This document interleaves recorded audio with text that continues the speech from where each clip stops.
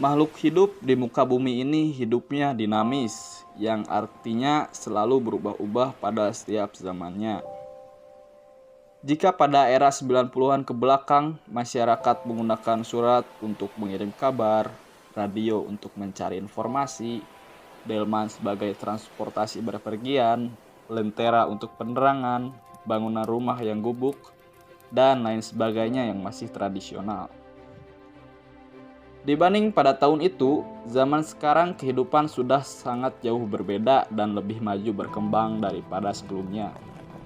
Semuanya sudah digantikan oleh berbagai benda yang canggih, efektif, dan efisien seperti televisi, motor atau mobil, smartphone, dan lain sebagainya.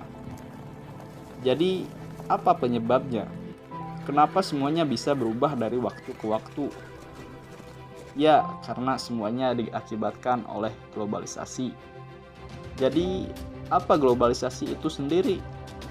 Baiklah, di sini saya akan membahas secara singkat tentang globalisasi yang akan dibagi menjadi 5 bagian, diantaranya yang pertama, pengertian globalisasi, 2, contoh globalisasi, 3, dampak positif dari globalisasi, 4, dampak negatif dari globalisasi, dan yang terakhir, sikap menghadapinya tantangan globalisasi.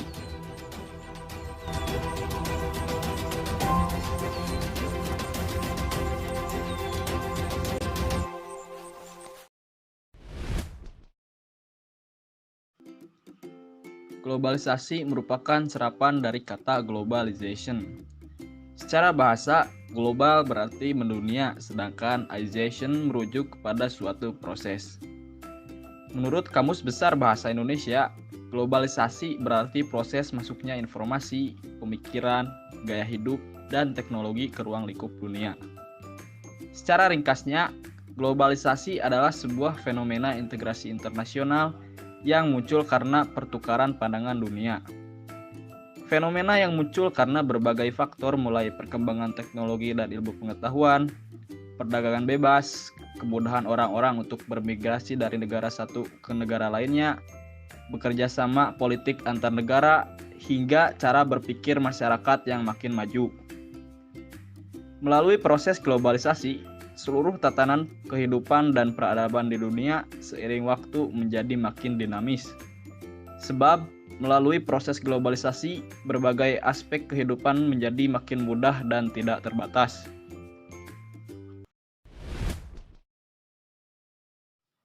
Yang pertama, masuknya produk-produk asing yang beredar di Indonesia.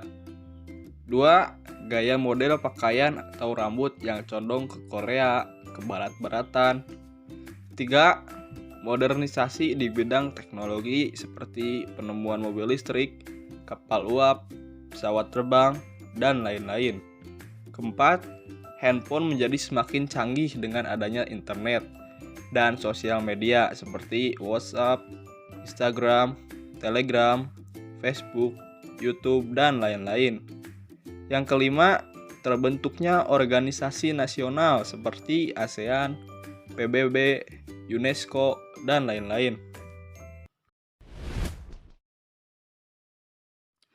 Selanjutnya yaitu dampak positif dari globalisasi, diantaranya yang pertama, lapangan kerja yang semakin luas karena saat ini peluang kerja tidak hanya di dalam negeri tetapi juga di luar negeri.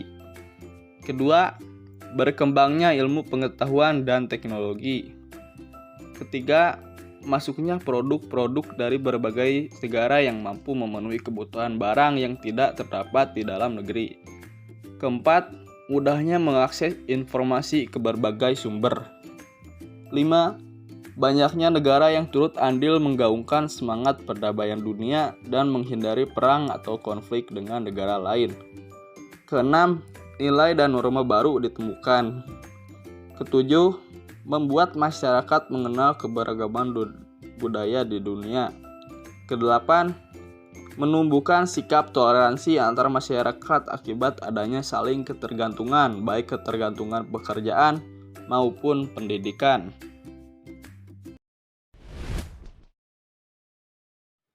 Kemudian dampak negatif dari globalisasi diantaranya Yang pertama, mudah terjadinya penyelundupan barang-barang yang terlarang dan ilegal. Kedua, perubahan gaya hidup seperti individualistis, pragmatis, materialistis, hedonisme, konsumtif, sekuler, westernisasi. Tiga, hilangnya budaya-budaya lokal dan tergantikan oleh budaya asing. Keempat, adanya ketergantungan kepada negara-negara maju.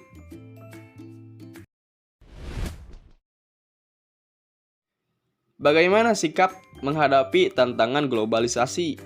Yang pertama, memanfaatkan sebaik-baiknya sesuai dengan fungsi dan kebutuhannya.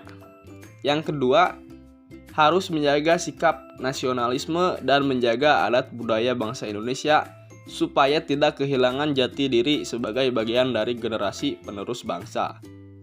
Ketiga, meningkatkan kemampuan berpikir kritis. Keempat, harus mampu menyesuaikan diri terhadap perkembangan yang diakibatkan modernisasi dan globalisasi dengan cara memilih hal-hal yang berpengaruh positif bagi kita. Mungkin hanya itu saja yang bisa saya sampaikan. Terima kasih atas perhatiannya. Mohon maaf apabila penjelasannya kurang dimengerti atau ada kesalahan. Semoga kita menjadi pribadi yang lebih bijak dalam memanfaatkan globalisasi ini. Wassalamualaikum warahmatullahi wabarakatuh.